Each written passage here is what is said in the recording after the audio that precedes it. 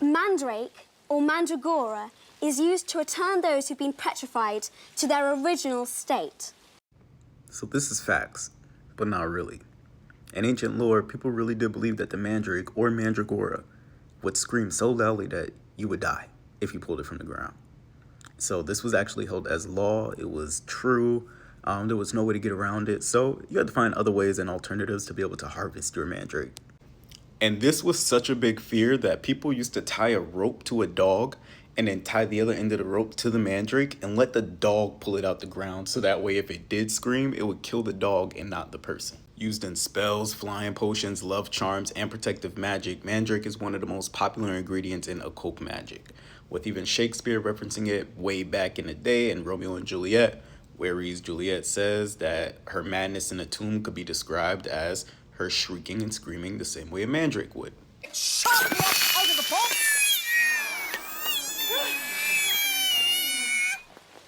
It used to be said that mandrakes aura farmed by having a ghostly glow at night. They don't glow in the dark. They don't glow at any point in time.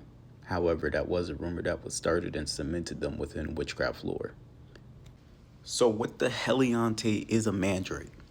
So a mandrake is a real plant. It's not just in Harry Potter. It wasn't just written and made up by Shakespeare. It's not just a legend. It is a real plant from the nightshade family, like potatoes and tomatoes, things of that sort.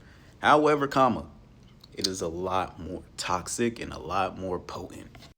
The plant is absolutely fucking loaded with tropane alkaloids like scopolamine and atropine, which causes hallucinations, delirium, and loss of consciousness. However, back in the ancient days, they used these plants in measured doses for procedures.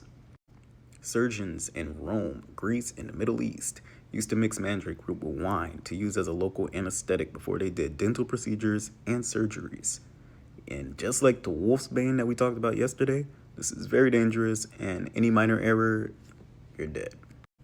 But on the opposite end of the spectrum, in many traditions, people will put dried mandrake root in their house to help with luck, wealth, and fertility.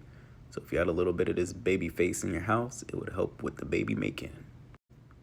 It was said that you found mandrake from the nut or blood of hanged men. So people used to go around these locations looking for the root to use for whatever reason they deem necessary.